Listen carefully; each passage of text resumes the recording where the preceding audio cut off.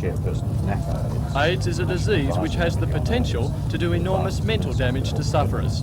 That's the belief of Clinical Professor of Psychiatry at Newcastle University, but Rod they Morris. suggest that up to 50% of people with full-blown AIDS, or so-called Category A AIDS, can develop psychiatric problems of one sort or another.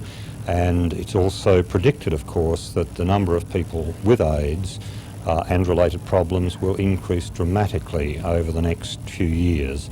Unless there are some dramatic events that happen in terms of treatments or in terms of some change in the viruses, one can predict, I think, that a large part of mental health services will have to be devoted to AIDS in the future. The forum is the first of its kind in the Hunter and provides an opportunity for those involved in mental health care to listen to speakers and discuss specific problems with others in their field. Organisers say the response was very good, with 130 people registering for the day. The seminars will now be held twice a year with a different focus each time. The program today included an update on the status of AIDS in Australia, a lecture on how to avoid infection when treating the disease, and the mental aspects of those suffering from it. Tonight, Ita Buttrose, chairperson of the National Advisory Committee on AIDS, will address the gathering. I'm talking with some staff.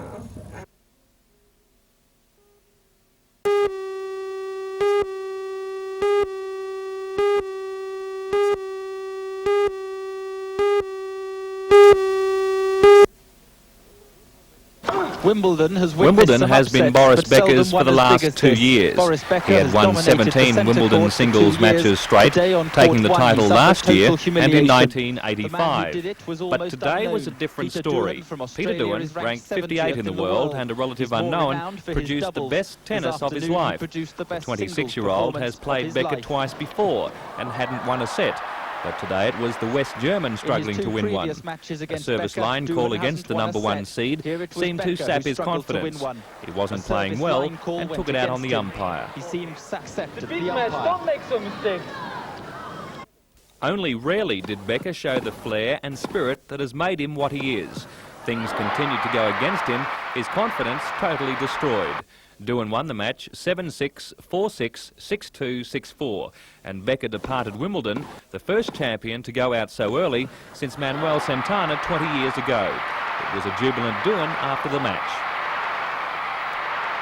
I felt like the crowd wanted me to do something spectacular. I wasn't sure what to do. I was just in a moment of disbelief. I thought I was going to throw my racket in the crowd and then decided against it because I might have to use it next round. I was sure before the tournament, or before, in general, before this Wimbledon, that I'm going to lose here one day. I'm not immortal. I have to lose, and it hurts more to lose in the second round against the Doohan than in the final, or maybe not. I don't know. But I knew that the day is going to come. But I give it a shot next year. You know, I'm not even 20, so I have a few years to come. In Hamilton, it was a sleepless night for Peter's parents, Paul and Thelma Doohan. They had been up all night watching their son cause the biggest tennis upset of the year. We were quite excited. We were sitting up in the middle of the night, clapping all his shots and winning. And we thought it was very exciting. And even though it was a replay, you hadn't known previously that he'd won the match? Well, about that time we got a phone call and somebody spilt the beans, and that sort of took the nervous tension away a little bit, but we were still delighted. We were fascinated by the whole business, and we could actually relax a bit then and concentrate on the tennis and make sure he was doing all the things that he said he would do. And he stuck to his guns right through, and we were very pleased with the result. Doohan now goes into the third round and will meet Leif Shiras of the United States, currently ranked 172 in the world. And that wasn't enough. Things continued to go again.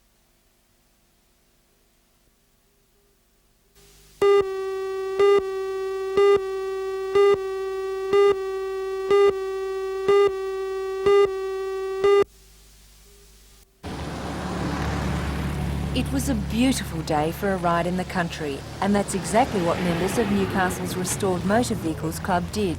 In cars ranging from Morris Austins to Rolls Royces, they took to the road with rally maps in hand.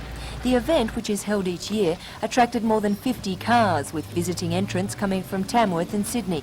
The simple map caused lots of confusion, and a wrong turn meant lost points.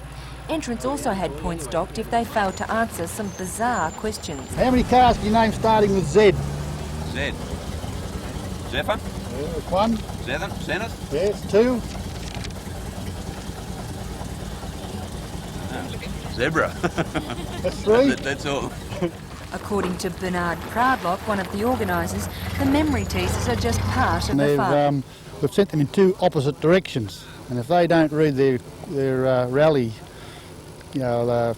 instructions properly, they end up at the wrong checkpoints, and they lose points for that, and it keeps them on the ball, and we'll see who's reading their rally instructions right.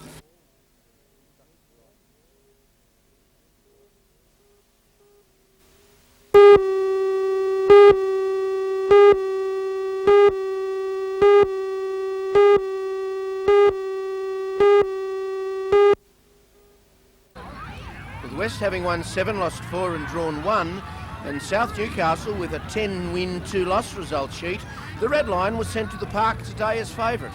They were at home and were going better, and that may have been their undoing, as they thought they had the old and bitter rivals West in the bag. They may have been in their minds already celebrating up at the club when the opening whistle blew. But there is nothing as dangerous in the Newcastle League as an injured Rosella. It's been almost common knowledge that troubles have flared in the West camp in recent weeks, and it was thought by many that the on-field performances of the most feared club since the 60s would mirror those setbacks. Most people, I guess, hoped it would, as you're either for West or against them, no in-betweens. Today, though, they proved they are still a force in 1987.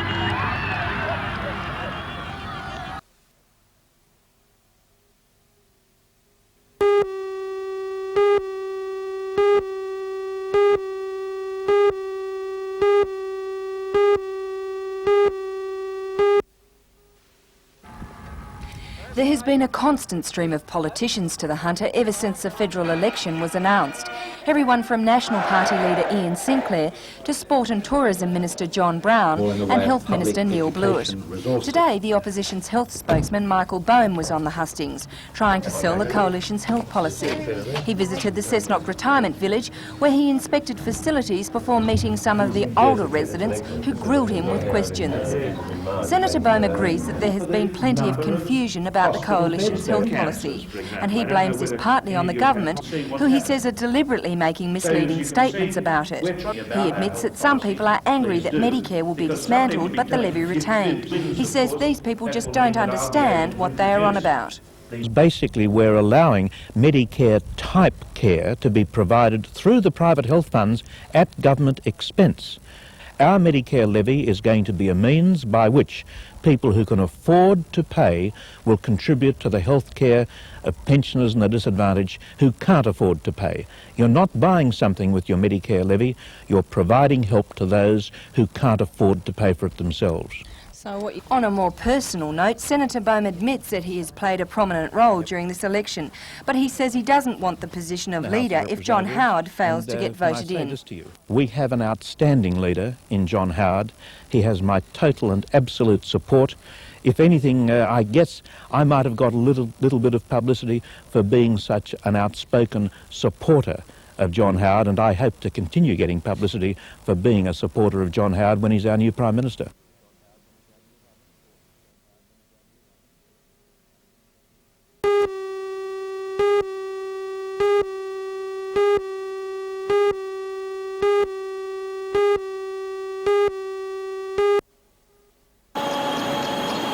The idea of a week away from the southern cold, sailing a yacht around the Whitsunday Islands was a powerful incentive for anyone.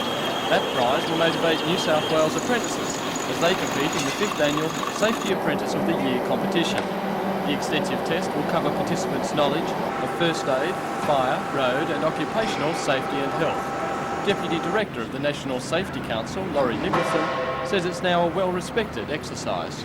The general situation is that management who have apprentices are very well aware of the necessity for safety training of those apprentices.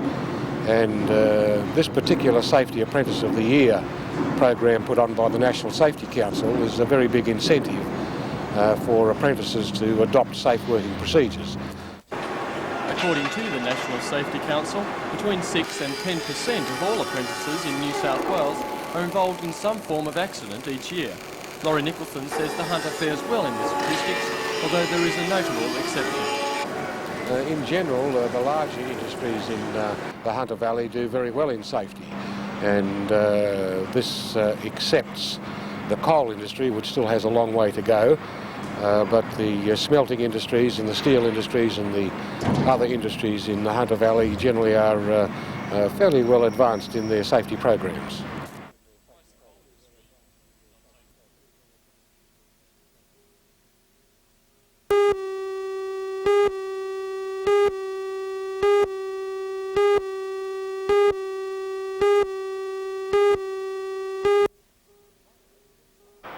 Gwydir begins way up at the Queensland border and encompasses the Hunter region to just below Muswellbrook. The rural recession in the north of the state has seen the enrolled voters increase little on 84, up only 500 to 68,776. The first candidate on the Gwydir ballot paper, Lloyd Fleming, has worked as hard at campaigning as anyone could, covering the length and breadth of the huge electorate in his battered 1964 Holden ute. When it's not campaign headquarters, it doubles as the farm truck at Delungra near Inverell.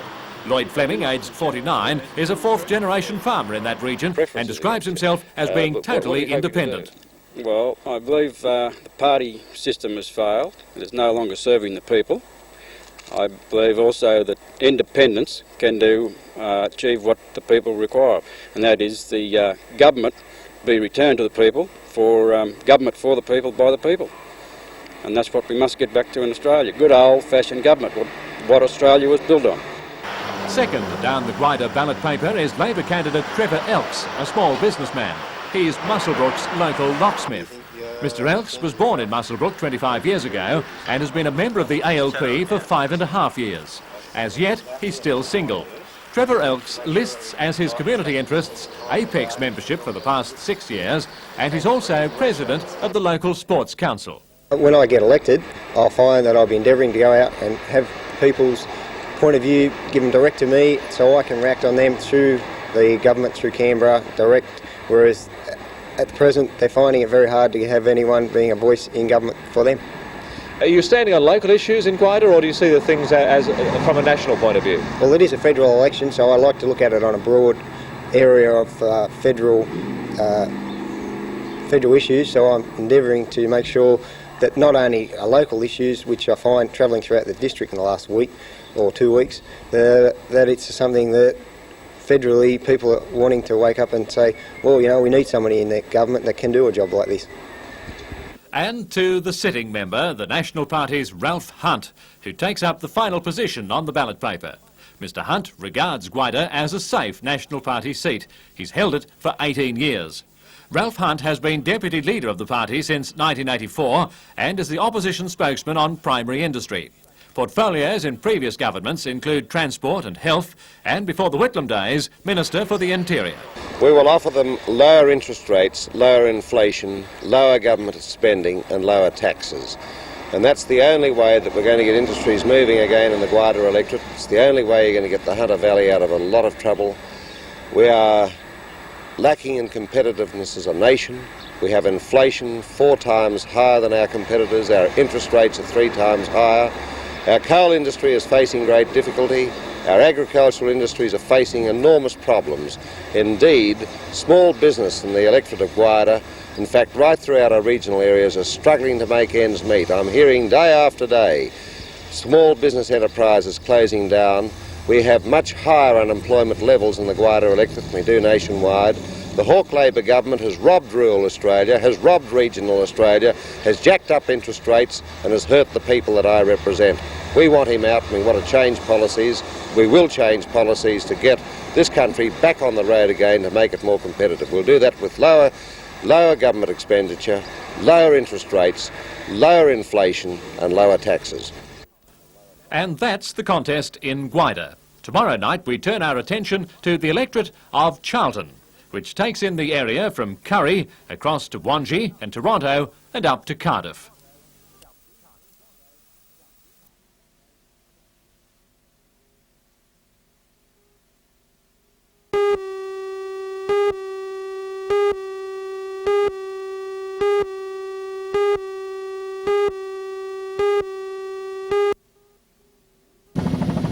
The Minister had given the Pico subsidiary, the Newcastle Wallsend Coal Company, until tomorrow afternoon to decide about the lease transfer.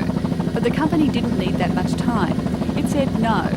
Today the Minister responded with a bitter attack upon the parent company's style of management. BHP had been negotiating the sale of the unprofitable mine to the coal company for about a year. The dispute erupted when the mining unions discovered the would-be owner wanted to scrap some existing work practices. The Coal Industry Tribunal said work practices must be maintained for 3 months to allow negotiations to take place. The Minister said employment levels must also stay the same. The buyer was given the choice, and in a full-page press advertisement today, the company made its decision clear. Although disappointed, it said it would forego the sale rather than be stuck with a lemon. General Manager Argo Carew today defended the company's actions, saying many of the work practices are wasteful and not in the mine's best interests. He also condemned the Minister's decision. I cannot understand how the Minister could defend that action of his. Why do you think he's done it? Possibly to indicate that he supports maintenance of employment at the mine.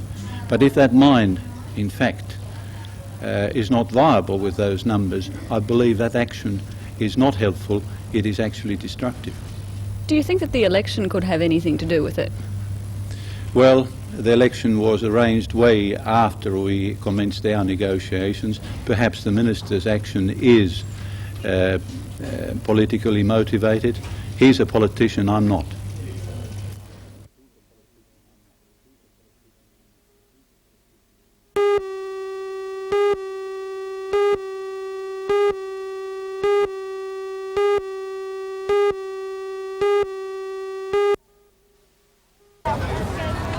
Today was the day these young people had waited months for. Coaches lined up and the luggage was packed, ready for the trip first to Sydney and then on to England at 9:30 tonight.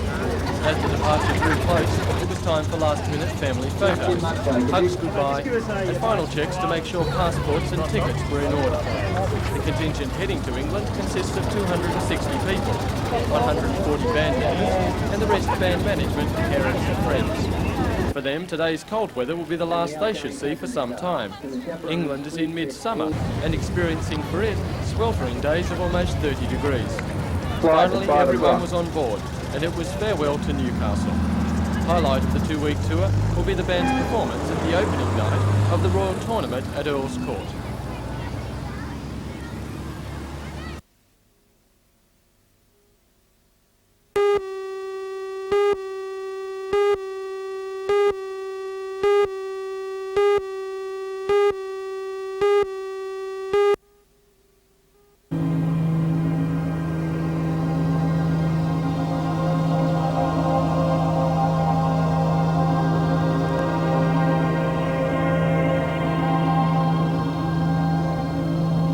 Like some surreal image from the past than a piece of aeronautical high technology, the giant airship hovered over Newcastle today before heading up the valley.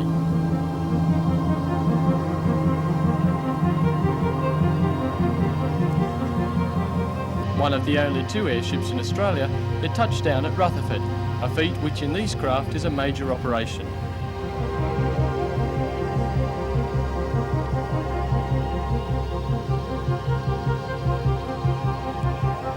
Passengers are carefully invited aboard while others disembark, so as not to upset the delicate balance. Giant fans push the ship along at 50 knots and also rotate to act as brakes or to give upward propulsion in the dramatic liftoffs. The airship is filled with helium which will extinguish flames, unlike the highly flammable hydrogen used in the ill-fated Hindenburg in the 1930s.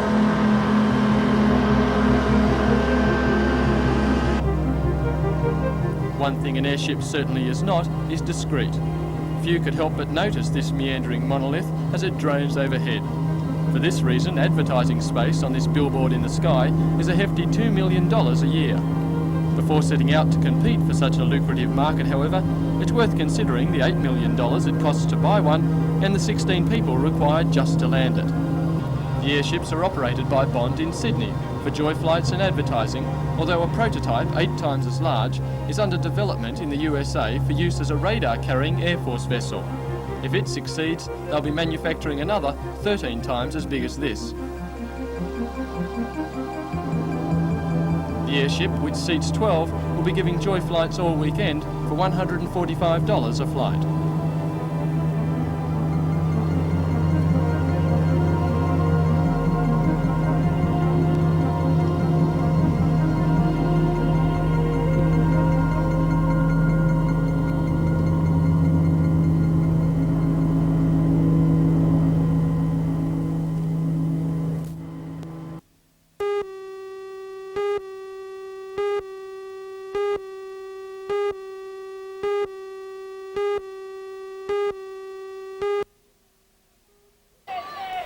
West went into the match minus their captain coach John McLeod, who has a hairline fracture of the jaw, and took until halfway through the first half to adjust.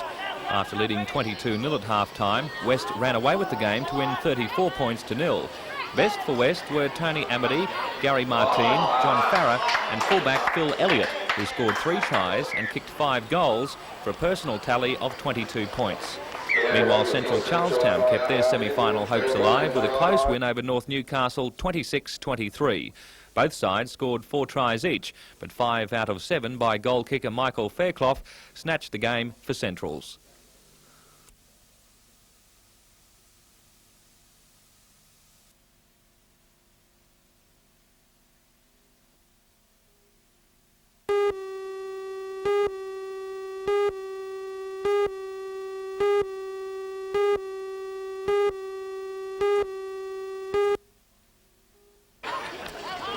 Despite the wet and muddy field at Graham Park, the rain held off for the under-16s New South Wales Country versus City game.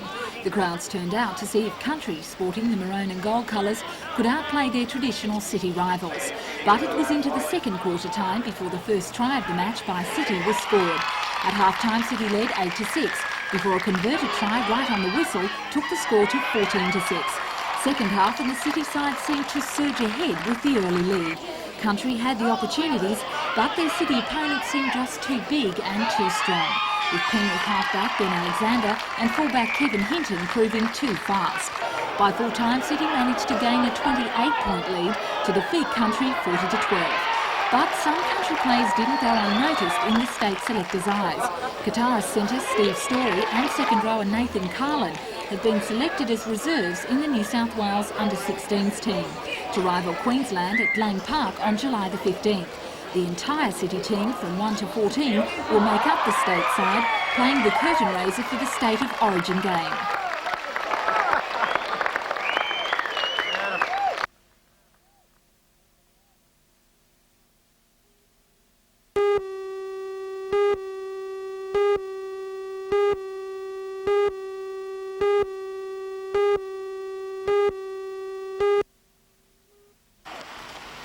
It seemed there were no restrictions on any competitor wanting to enter the Bay to Breakers run.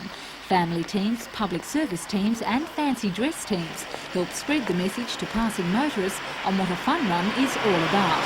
And although for some the going was a little harder, the 11-kilometre course beginning at Gosford and ending at Terrigal was a challenge to all competitors. Throughout this week at the Gosford City Centre, sporting activities and information for both children and adults will promote the Gosford Fun and Fitness Week. The winner of today's event in the men's was Newcastle's David Lightfoot in a time of 32 minutes 47 seconds. And in the women's, 14-year-old Susie Walsham from Sydney clocked in at 39 minutes 19 seconds. Although everyone can't make it to the finish line in first place, some made sure they had a devil of a time trying.